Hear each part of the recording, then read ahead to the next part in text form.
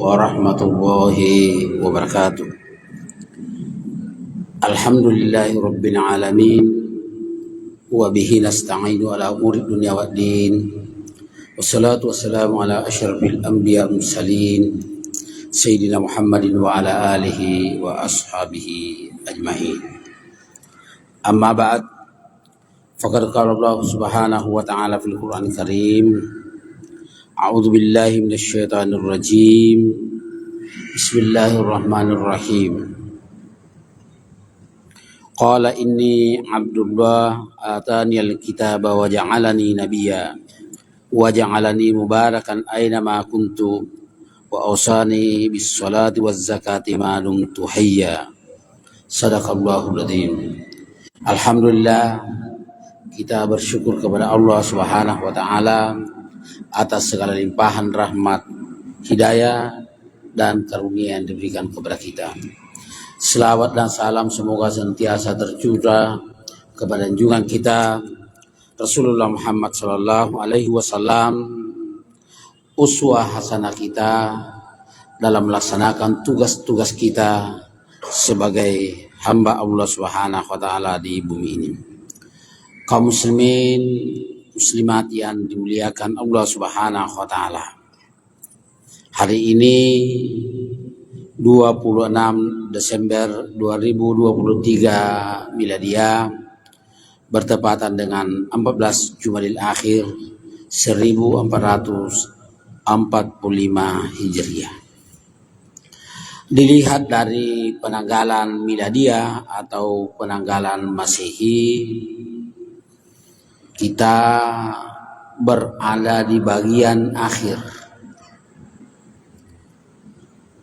bulan Desember dan segera bersiap-siap menyongsong datangnya tahun baru Masehi tahun 2024 Masehi atau Miladiah.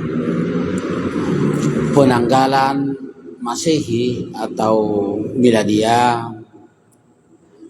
adalah penanggalan yang paling banyak digunakan termasuk di Indonesia. Meski kita umat Islam juga memiliki penanggalan yang disebut penanggalan Hijriah yang didasarkan pada hijrahnya Rasulullah Muhammad sallallahu alaihi wasallam. Sementara penanggalan Masehi atau Miladiah didasarkan pada kelahiran Nabi Isa alaihi salam yang dalam agama Kristen disebut Yesus Kristus. Nah, kelahirannya itu dijadikan dasar penanggalan Masehi dan itu yang sangat banyak digunakan. Pada kesempatan yang teramat berharga ini, kita ingin menjelaskan secara singkat bagaimana informasi Al-Quranul Karim tentang Nabi Isa alaihissalam yang kelahirannya dijadikan sebagai dasar penanggalan Masehi atau Miladiah. Nabi Isa alaihissalam dalam pandangan Al-Quranul Karim adalah salah seorang di antara hamba-hamba pilihan Allah Subhanahu wa taala sekaligus sebagai nabi dan rasul yang diutus Allah Subhanahu wa taala kepada Bani Israel. Dia kehadirannya di bumi ini sesuatu yang misteri. Nabi Isa alaihissalam adalah satu-satunya manusia yang terlahir tanpa ayah. Ibundanya Maryam alaihissalam adalah perempuan yang disebut oleh Al-Quran ahsanat farjaha, yang sangat memelihara, menjaga kehormatan dan harga dirinya. Dia adalah perempuan toladan. Tapi Allah Subhanahu wa taala menetapkan bahwa Maryam adalah instrumen Allah Subhanahu wa taala untuk menunjukkan kemahakuasaannya. Maryam hamil dan melahirkan tanpa disentuh oleh laki-laki. Ketika Maryam meminta agar hal itu tidak terjadi pada dirinya, Allah Subhanahu wa taala menegaskan wa kana amram maqdiya. Hal itu pasti akan terjadi karena Allah Subhanahu wa taala sudah menetapkannya. Dan itu yang kemudian terjadi. Makanya ketika Maryam melahirkan, ada banyak informasi miring terkait dengan putranya itu. Karena memang Maryam sendiri mempertanyakan ketika Allah Subhanahu wa taala mengutus malaikatnya bahwa dia kelak akan melahirkan seorang hamba pilihan Allah Subhanahu wa taala. Maryam menyatakan, anna yakunu li gulam wa lam yamsasni bashar wa lam aku bagia.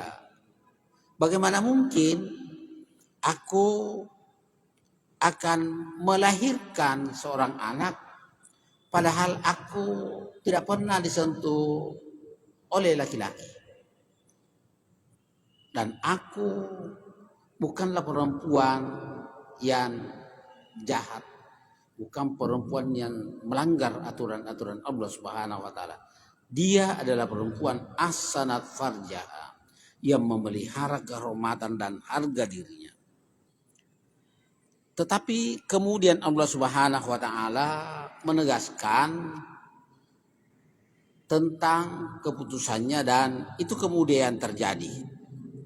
Maka ketika Nabi Isa alaihi salam terlahir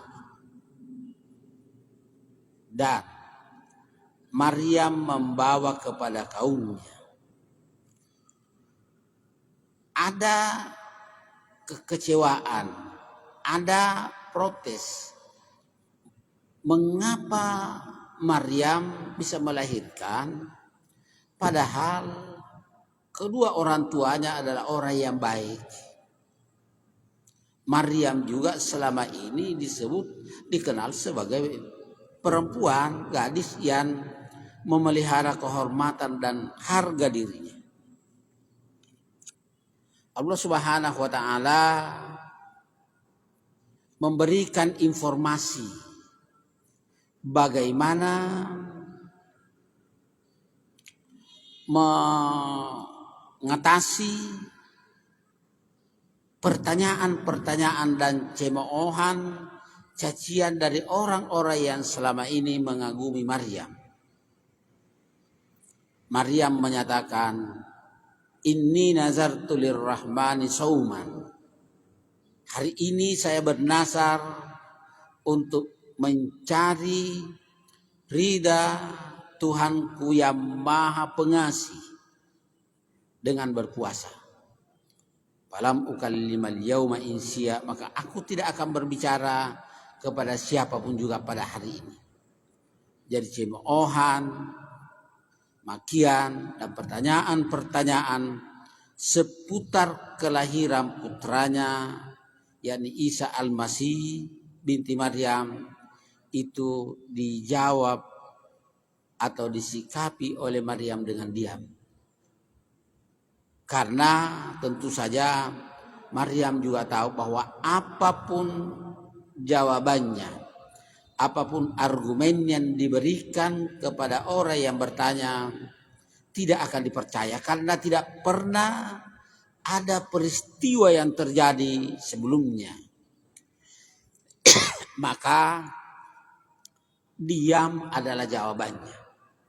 Dia tidak memberikan jawaban, bahkan ketika didesak untuk menjawab mengapa dia sampai bisa melahirkan, lalu Maryam memberi isyarat kepada putra yang baru saja dilahirkannya itu, fa asyarat ilai, dia memberikan isyarat kepada putranya, angkallimuhu, agar mereka berbicara, bertanya kepada bayi yang baru saja dilahirkan itu. Ini juga tidak pernah ada sebelumnya. Pertanyaan, jadi sesuatu yang terjadi pada diri Maryam, tidak ada perempuan yang hamil tanpa disentuh oleh laki-laki. Dan Maryam sudah menyatakan itu. Nah, dianggap juga aneh oleh kaumnya. Bagaimana mungkin orang-orang yang datang menyampaikan protes dan kekecewaan terhadap Maryam, lalu kemudian diminta bertanya kepada bayi yang baru saja terlahir itu. Padahal manusia adalah makhluk yang paling lama ketergantungannya kepada orang lain, dilatih, dibiasakan, sampai kemudian bisa berbicara. Maryam langsung menunjuk putra yang baru saja dilahirkannya, dan tentu ini adalah atas petunjuk Allah Subhanahu wa taala. Makanya reaksi dan jawaban ketika diminta oleh Maryam untuk bertanya kepada bayi yang baru saja dilahirkan itu, mereka mengatakan,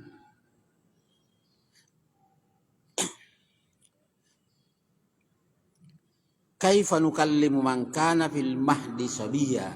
Bagaimana mungkin kami bertanya kepada orang yang baru saja terlahir, masih dalam ayunan, jadi anak masih dalam ayunan, lalu diminta untuk ditanya itu. Jadi peristiwa yang dialami oleh Maryam itu dianggap sebagai peristiwa yang memalukan, dan kemudian menimbulkan pertanyaan. Ketika Maryam ditanya, jawabannya juga ada pertanyaan yang dianggap aneh. Karena jangankan bayi yang baru lahir, anak yang mungkin sudah berusia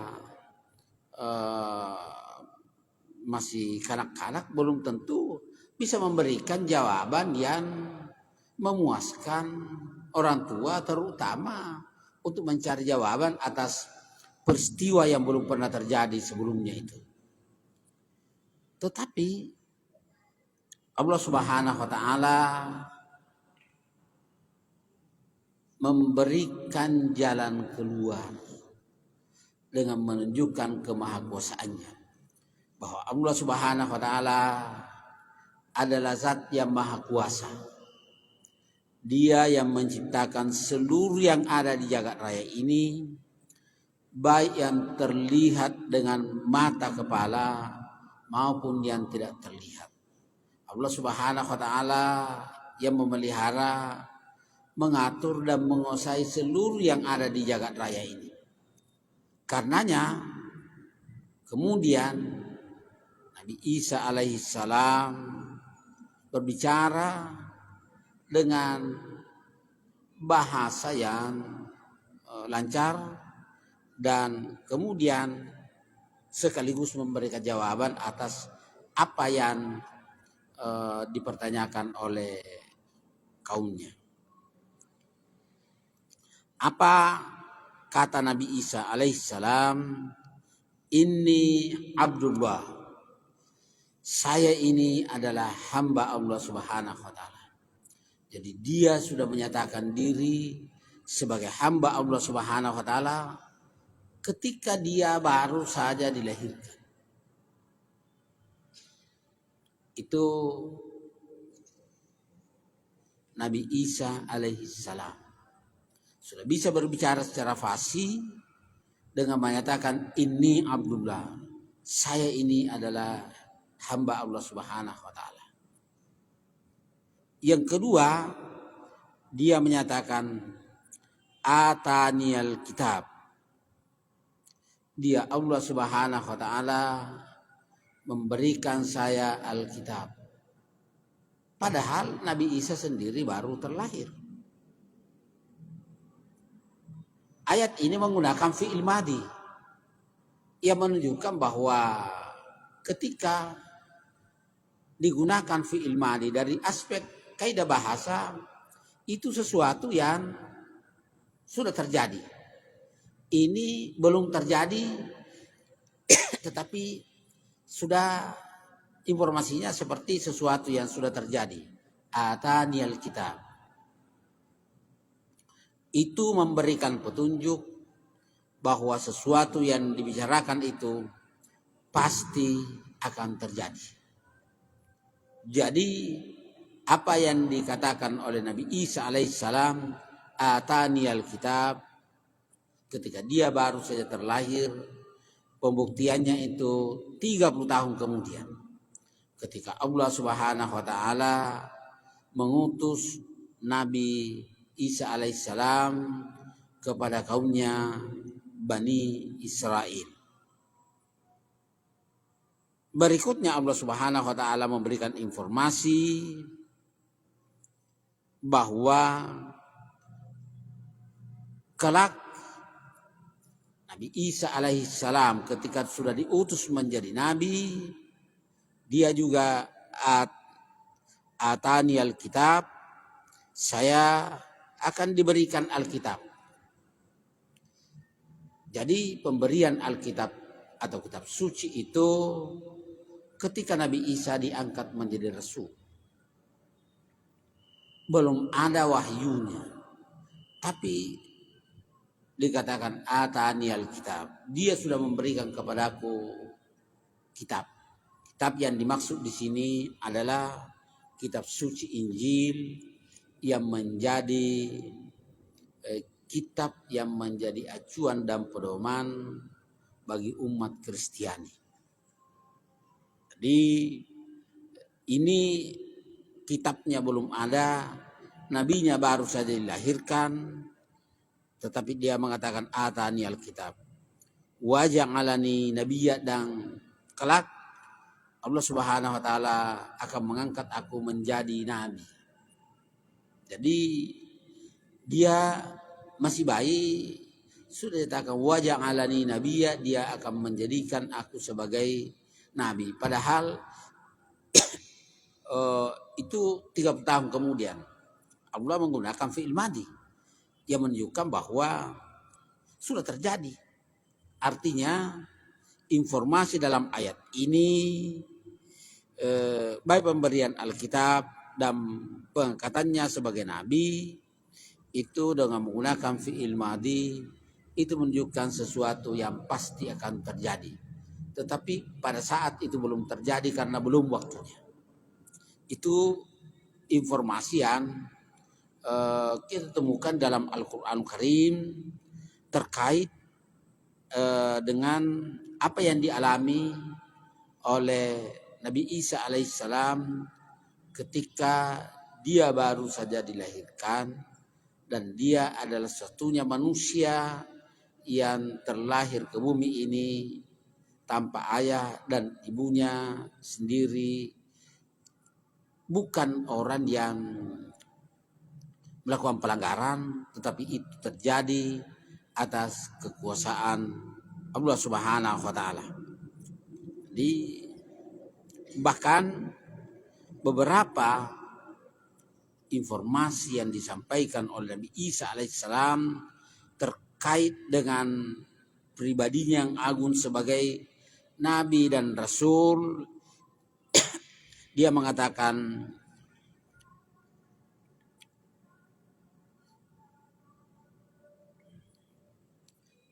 wa ja'alani mubarakan aina ma kuntu. Allah Subhanahu wa taala menjadikanku selalu diberkahi olehnya dimanapun aku berada. Wa ausani bis salati waz zakati ma dumtu hayya, dan Allah Subhanahu wa taala memberikan nasihat, wasiat kepadaku untuk melaksanakan salat dan menunaikan zakat. Dua hal ini, zakat dan salat dan zakat, sebagai bahagian dari yang diwahyukan Allah Subhanahu wa taala kepada Nabi Isa alaihissalam. Meskipun saya kira syariat zakat dan salat yang diberikan Allah Subhanahu wa taala kepada Nabi Isa alaihissalam berbeda dengan salat dan zakat yang dibebankan kepada umat Islam, umat Nabi Muhammad sallallahu alaihi wasallam. Tapi yang pasti bahwa salat dan zakat itu bahagian yang diperintahkan Allah Subhanahu wa taala selama hidup Nabi Isa alaihissalam. Nah, hal yang sangat penting juga di sini, dan itu juga diajarkan oleh Rasulullah Muhammad sallallahu alaihi wasallam. Dia mengatakan wassalamu alayya, semoga keselamatan, kedamaian, ketenteraman kepadaku. Yauma ulidtu, pada saat aku dilahirkan. Dia berdoa kepada Allah Subhanahu wa taala agar dia diberikan keselamatan, kedamaian, ketenteraman pada saat dia dilahirkan. Wa yauma amutu, dan pada saat aku dimatikan. Wa yauma ub'atsu hayya, dan saat aku dibangkitkan untuk dihidupkan kembali. Jadi Nabi Isa alaihissalam dari segi proses kelahirannya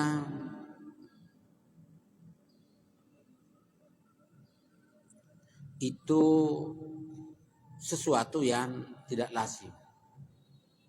Dia terlahir tanpa ayah.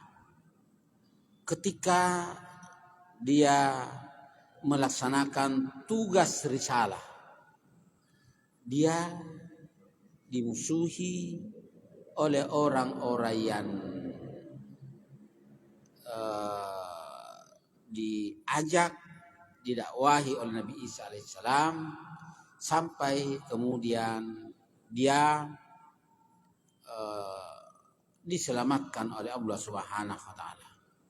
Dan Al-Qur'anul Karim menegaskan bahwa Nabi Isa alaihissalam dijaga dan dipelihara oleh Allah Subhanahu wa taala, dan karena itu Allah mengatakan wa ma qataluhu wa ma salabuhu walakin syubbiha lahum. Jadi Nabi Isa itu tidak dibunuh, tidak mati di tiang salib, tetapi ada orang yang diserupakan dengan dia, dan itulah yang ditangkap dan disalib. Itu Allah Subhanahu wa taala yang maha mengetahui. Nabi Isa sendiri diselamatkan, dan sesudah peristiwa itu Nabi Isa hidup secara misteri begitu, tidak lagi bergaul dengan orang yang ada di sekitarnya, tetapi tentu saja memang ini sesuatu yang misteri juga, karena Allah Subhanahu wa taala menyatakan inni mutawaffika, sesungguhnya saya akan mewafatkan kamu wahai Isa. Jadi dia wafat, tapi dia tidak wafat, tidak mati di tiang salib. Nah, tetapi kemudian Allah Subhanahu wa taala menyatakan wa rafi'uka ilayya, kami mengangkat engkau wahai Isa ke sisi kami, diangkat ke langit. Dan oleh sebahagian ulama menyatakan bahwa diangkat ke langit kedua. Jadi dia tidak mati di tiang salib, diangkat ke langit, dan ada yang mengatakan diangkat derajatnya oleh Allah Subhanahu wa taala, dan sudah itu dia mengalami kematian secara normal. Itu Nabi Isa alaihissalam. Nah, di sini hal yang menjadi sangat penting, dan saya kira itu juga diajarkan oleh Allah Subhanahu wa taala melalui syariat Nabi Muhammad sallallahu alaihi wasallam. Di sini kata wassalamu alayya, semoga kedamaian, keselamatan, ketentraman atas saya, yauma ulidtu, pada saat aku dilahirkan, wa yauma amutu, saat aku dimatikan, wa yauma ub'atsu hayya, dan saat aku dihidupkan kembali. Jadi Nabi Isa dihidupkan kembali setelah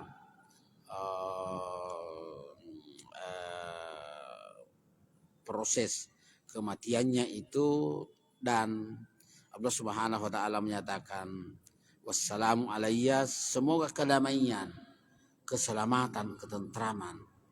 Jadi keselamatan, kedamaian, dan ketentraman adalah bagian yang sangat penting dalam kehidupan setiap pribadi. Maka Nabi Isa berdoa kepada Allah Subhanahu wa taala agar diberikan kedamaian, ketenangan, ketentraman pada saat kelahirannya dan pada saat kematiannya dan saat dia dibangkit kembali. Itu yang dia mohon kepada Allah Subhanahu wa taala. Baik kita umat Islam, itu juga sesungguhnya keselamatan, ketentraman, dan kedamaian itu juga diajarkan kepada kita melalui Rasulullah Muhammad sallallahu alaihi wasallam. Kita selalu membaca setiap selesai salat ungkapan-ungkapan yang diajarkan oleh Rasulullah Muhammad sallallahu alaihi wasallam. Allahumma antas salam, ya Allah ya Tuhan kami, Engkau adalah zat yang maha damai. Allah Subhanahu wa taala adalah zat yang maha damai. Wa minkas salam, ya Allah Engkau adalah sumber keselamatan, sumber kedamaian. Fahayyina rabbana bisalam, maka hidupkan kami ya Allah dalam kedamaian dan keselamatan. Kita hanya bisa damai, tenteram, dan bahagia kepada Allah kalau Allah Subhanahu wa taala memberikan anugerah dan petunjuk kepada kita. Nah, karenanya di sini katakan bahwa kedamaian dan keselamatan itu adalah suatu hal yang sangat penting. Nah, kita juga diajarkan bagaimana hidup selamat dan damai itu, karena Allah adalah sumber kedamaian. Dan daripadanya dia kedamaian itu bersumber, dan kita mohon agar kita hidupkan dalam kedamaian dan keselamatan. Dan kita juga memohon kepada Allah Subhanahu wa taala agar kemudian kita kelak dimasukkan ke dalam surganya, tempat yang teramat damai. Tidak ada kesusahan, tidak ada masalah, karena semuanya adalah kedamaian dan keselamatan. Itu yang diajarkan kepada kita oleh Rasulullah Muhammad sallallahu alaihi wasallam. Nah, setelah disampaikan itu semua, baru dinyatakan bahwa apa yang diceritakan dalam ayat ini di surah Maryam sebenarnya mulai dari ayat 19 sampai ayat 26 tentang Nabi Isa alaihissalam, bahwa itulah Nabi Isa alaihissalam, Nabi terakhir dari Bani Israel. Karena informasi Al-Quranul Karim tentang para nabi dan rasul setelah terutusnya, setelah Nabi Ibrahim alaihissalam dan kemudian dilanjutkan oleh Nabi Ishak, itu pada umumnya nabi yang disebutkan dalam Al-Quranul Karim adalah nabi dari kalangan Bani Israel. Sementara nabi dari kalangan Bani Ismail itu kita tidak temukan informasinya setelah Nabi Ismail alaihissalam. Tetapi justru nabi terakhir yang diutus untuk misi kerahmatan, misi kedamaian, misi kasih sayang adalah Rasulullah Muhammad sallallahu alaihi wasallam. Dan disitulah sebenarnya kecewanya Bani Israel, karena mereka sudah menunggu Nabi akhir zaman itu, tetapi kemudian dia tidak datang dari Bani Israel, tapi datangnya dari Bani Ismail. Tetapi kita mengetahui bahwa Nabi Ismail alaihissalam adalah bersaudara dengan Nabi Ishak, putra Nabi Ibrahim alaihissalam. Jadi mestinya ada kedamaian, ada ketenangan, ada ketenteraman, ada kerjasama yang harmonis antara pemeluk agama yang berbeda karena sumbernya sama dari Allah Subhanahu wa taala. Nah, Nabi Isa alaihissalam di sini dikatakan dzalika Isa bin Maryam qaulal haq. Itulah Nabi Isa alaihissalam yang menyuarakan kebenaran. Dia datang kepada umatnya dengan menyuarakan kebenaran, menyampaikan kebenaran, sampai kemudian dia diangkat oleh Allah Subhanahu wa taala. Jadi kehadirannya di bumi ini tidak lama, tetapi karena dia meninggalkan pesan wahyu dari Allah Subhanahu wa taala, lalu kemudian dia banyak sekali dikenal dan diperingati hari-harinya yang bersejarah untuk menjadi pedoman bagi umat manusia yang datang sesudah itu. Nah, Nabi Isa alaihissalam disebut menyuarakan kebenaran, yang kemudian ada keraguan dari umatnya. Dia terbuka menyampaikan kebenaran itu, lalu kemudian mempraktekkan dan mengamalkannya, dan itulah saya kira salah satu hal yang sangat penting dari Nabi Isa alaihissalam. Dia mengajarkan kebenaran, dia menyampaikan kebenaran, dan dia menjadi contoh, tetapi dia menggunakan waktu dengan sebaik-baiknya. Waktunya di bumi ini tidak panjang, menyampaikan kebenaran, kemudian dia dipanggil oleh Allah Subhanahu wa taala dan dilanjutkan oleh para umatnya. Nah, di sini menggambarkan betapa Nabi Isa alaihissalam sebagai nabi dan rasul kemudian diposisikan oleh Al-Quranul Karim sebagai nabi dan rasul. Bahkan begitu Nabi Isa alaihissalam berbicara, kalimat pertama yang keluar dari mulutnya, ini Abdullah, saya ini adalah hamba Allah Subhanahu wa taala. Karena hamba dalam pandangan Islam adalah sesuatu yang mulia dan terhormat di sisi Allah Subhanahu wa taala ketika manusia itu menghambakan diri kepada Allah Subhanahu wa taala, melaksanakan perintah Allah Subhanahu wa taala dan menjauhkan diri dari larangannya, dan dia diberikan keistimewaan oleh Allah Subhanahu wa taala. Tetapi keistimewaan itu tidak digunakan untuk durhaka kepada Allah Subhanahu wa taala.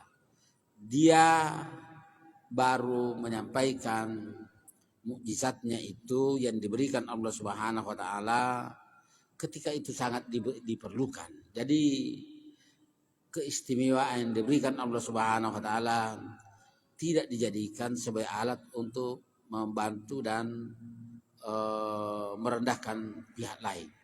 Tetapi ajaran dasarnya adalah keselamatan, kenikmatan, kedamaian dalam pandangan Islam berdasarkan Al-Quran dan Sunnah Rasulullah Muhammad Sallallahu Alaihi Wasallam. Nah, karenanya di sini juga dikatakan bahwa Nabi Isa alaihissalam sebagai manusia pilihan Allah Subhanahu wa taala, meskipun ada banyak orang yang keliru terkait dengan Nabi Isa alaihissalam, dia adalah hamba, maka dia menegaskan diri terkait dengan apa yang diberikan Allah Subhanahu wa taala, karena dia menyampaikan kebenaran, dia menjadi contoh tentang kebenaran itu, meskipun dia menghadapi berbagai masalah, tetapi dia tidak pernah berhenti. Dia terus melaksanakan perintah itu sampai Allah Subhanahu wa taala memberikan petunjuk dan jalan keluar terhadap apa yang dialami. Nah, karena itu saya kira bagi kita umat Islam bahwa tahun baru itu, peringatan tahun baru setidak-tidaknya itu bersumber dari agama Kristen dan terkait dengan Nabi Isa alaihissalam. Tetapi kemudian ada perbedaan keyakinan di antara umat Islam dan umat Kristiani terkait dengan Islam, terkait dengan Nabi Isa alaihissalam. Bagi kita umat Islam, kita meyakini, kita mempercayai seluruh informasi yang ada dalam Al-Quran Karim dan Sunnah Rasulullah Sallallahu Alaihi Wasallam. Ketika ada perbedaan, maka perbedaan itu bagi umat Islam harus disikapi dengan kasih sayang, harus disikapi dengan kerahmatan, agar perbedaan itu tidak menimbulkan disharmonisasi, perpecahan, apalagi permusuhan di kalangan umat Islam.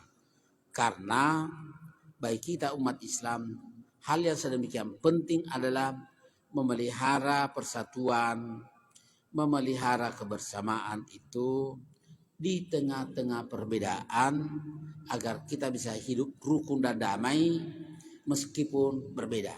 Tetapi tentu saja sekali lagi bahwa apa yang diinformasikan Al-Quran, apa yang ditunjukkan oleh Rasulullah SAW, itulah yang menjadi acuan kita untuk menegakkan kebenaran itu, kecuali kalau ada petunjuk khusus dari Al-Quran Karim dan Sunnah Rasulullah SAW untuk melakukan hal-hal yang sesuai dengan apa yang tercantum dalam Al-Quran dan sunnah beliau.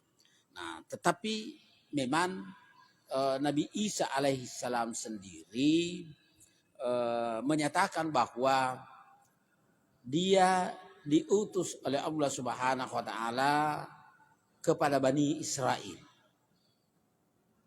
Tetapi dia menegaskan bahwa wa mubasysyiran birasulin ya'ti min ba'di ismuhu Ahmad, dan saya memberikan berita gembira tentang akan datangnya nabi akhir zaman, yakni Nabi Muhammad sallallahu alaihi wasallam, yang di ayat ini disebut ismuhu Ahmad, namanya Ahmad atau Muhammad, yang berbeda dari Nabi Isa alaihissalam. Kalau Nabi Isa alaihissalam diutus kepada Bani Israel, Nabi Muhammad sallallahu alaihi wasallam disebutkan wa ma arsalnaka illa rahmatan lil alamin, dan aku tidak mengutus engkau Muhammad melainkan untuk membawa kerahmatan, membawa kasih sayang kepada semesta alam. Jadi ajaran Islam yang pedoman dasarnya Al-Quran dan penjelasannya dalam hadis-hadis Nabi, itu intinya misinya adalah misi kerahmatan, misi kasih sayang, misi kedamaian. Nah, kalau ada hal yang kemudian belum terjadi, artinya umat Islam belum lagi secara total dan menyeluruh bisa mengamalkan Islam dengan baik. Tetapi ke depan kita berharap bahwa umat Islam itu bisa tampil sebagai khaira ummah, umat yang terbaik, dan sebagai umat yang terbaik juga bisa tampil di tengah-tengah masyarakat dengan menebar luaskan kasih sayang di antara umat manusia. Nah, ini saya kira yang menjadi sangat penting bagi kita umat Islam, bahwa memang ada perbedaan, dan Al-Quran Karim memberikan informasi terhadap umat-umat terdahulu, baik yang durhaka maupun yang taat dan patuh kepada Allah Subhanahu wa taala. Intinya adalah agar kemudian umat Islam itu tampil sebagai khaira ummah, tampil sebagai umat yang menekankan kerahmatan dan kasih sayang, bukan hanya kepada yang seagama, tetapi yang berbeda agama, berbeda keturunan. Karena seperti itu yang ditunjukkan oleh Rasulullah Muhammad sallallahu alaihi wasallam. Kita ingin hidup selamat dan damai di muka bumi ini, dan karena itu kisah-kisah Al-Quranul Karim yang disampaikan, termasuk kisah para nabi dan rasul terdahulu, itu sesungguhnya agar manusia bisa mengambil pelajaran, mengambil hal-hal yang baik untuk kemudian bisa diamalkan sesuai dengan kemampuan, kekuatan dan keahlian. Dan karena itu setiap pribadi muslim diminta untuk terus berdoa kepada Allah Subhanahu wa taala, memohon kekuatan lahir dan batin agar bisa menjadi khaira ummah, sekaligus menjadi toladan dari umat-umat yang lain, dan kemudian tampil memberikan keutamaan, memberikan kasih sayang, menebarkan kerahmatan bagi seluruh umat manusia. Jadi bukan hanya kepada umat Islam, tetapi untuk semesta alam. Dan itu yang menjadi ciri khas dari umat Islam itu, dan diharapkan bahwa ke depan agama ini semakin baik dan diamalkan dengan baik oleh umat Islam untuk bisa selamat di dunia dan tentu bahagia di akhirat kelak. Saya kira ini saya sampaikan pada kesempatan yang teramat berharga ini. Mudah-mudahan Allah Subhanahu wa taala senantiasa memberikan kekuatan lahir dan batin kepada kita untuk terus mempelajari ajaran dan agama yang diwahyukan Allah kepada Muhammad SAW, yang ajarannya berlaku untuk seluruh umat manusia dan berlaku sampai akhir zaman. Demikian, Allahumma ma'al Quran. Wassalamualaikum warahmatullahi wabarakatuh. Download Tribun X sekarang, menghadirkan lokal menjadi Indonesia.